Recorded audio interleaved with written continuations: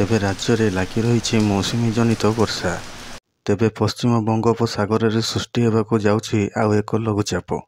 ତେବେ ଆଜି ସନ୍ଧ୍ୟା ସୁଦ୍ଧା 30ଟି ଜିଲ୍ଲାକୁ ୟେଲୋ ୱାର୍ଣ୍ଣିଂ ଜାରି କରାଯାଇଥିବା ବେଳେ 2ଟି ଜିଲ୍ଲାରେ ପ୍ରବଳ ବର୍ଷା ହେବାକୁ ଥିବା ବେଳେ 7ରୁ 11 ସେଣ୍ଟିମିଟର ପର୍ଯ୍ୟନ୍ତ ବର୍ଷା ହେବାକୁ ଥିବା ବେଳେ ବିଜୁଳି ଘଡ଼ଘଡ଼ି ମାରିବା ସହ 30ରୁ 40 କିଲୋମିଟର ବେଗରେ ପବନ ବହିବାର ସମ୍ଭାବନା ରହିଅଛି। ବାକି 28ଟି ଜିଲ୍ଲାରେ ହାଲୁକାରୁ ମଧ୍ୟମ ଧରଣର ବର୍ଷା ହେବାକୁ ଥିବା ବେଳେ ବିଜୁଳି ଘଡ଼ଘଡ଼ି ମାରିବା ସହ 30ରୁ 40 କିଲୋମିଟର ବେଗରେ ପବନ ବହିବାର ସମ୍ଭାବନା ରହିଅଛି। ତେବେ ଚାଲନ୍ତୁ ଜାଣିବା କେଉଁ ସବୁ ଜିଲ୍ଲାରେ ପ୍ରବଳ ବର୍ଷା ହେବା ସହ ବିଜୁଳି ଘଡ଼ଘଡ଼ି ମାରିବ ଏବଂ ପବନ ବହିବ। ତେବେ ସେସବୁର ସମ୍ପୂର୍ଣ୍ଣ ବିବରଣୀ ଜାଣିବା ପାଇଁ ଆମ ଭିଡ଼ିଓଟିକୁ ଶେଷ ପର୍ଯ୍ୟନ୍ତ ଦେଖନ୍ତୁ।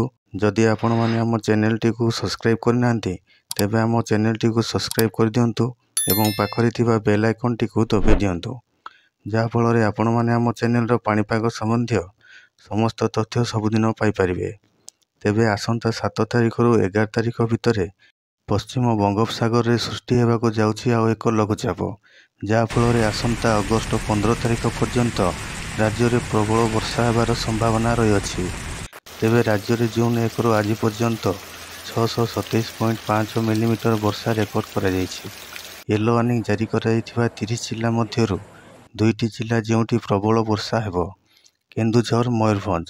ବାକି 28ଟି ଜିଲ୍ଲା ଯେଉଁଠି ହାଲୁକାର ମଧ୍ୟମ ଧରଣର ବର୍ଷା ହେବ, ସୁନ୍ଦରଗଡ଼, ଝାରସୁଗୁଡ଼ା, ବରଗଡ଼, ସମ୍ବଲପୁର, ଦେଓଗଡ଼, ଅନୁଗୁଳ, ଢେଙ୍କାନାଳ, କଟକ, ବାଲେଶ୍ୱର, ଭଦ୍ରକ, ଯାଜପୁର, କେନ୍ଦ୍ରାପଡ଼ା, ଜଗତସିଂହପୁର, ନୟାଗଡ଼, ଖୋର୍ଦ୍ଧା, ପୁରୀ, ଗଞ୍ଜାମ, ଗଜପତି, ମାଲକାନଗିରି, କୋରାପୁଟ, ରାୟଗଡ଼ା, ନବରଙ୍ଗପୁର, କଳାହାଣ୍ଡି, କନ୍ଧମାଳ, ନୂଆପଡ଼ା, ବୌଦ୍ଧ, ବଲାଙ୍ଗୀର, ସୋନପୁର ଏହିସବୁ ଜିଲ୍ଲାରେ ବିଜୁଳି ଘଡ଼ଘଡ଼ି ମାରିବା ସହ ଝଡ଼ ପବନ ବହିବ।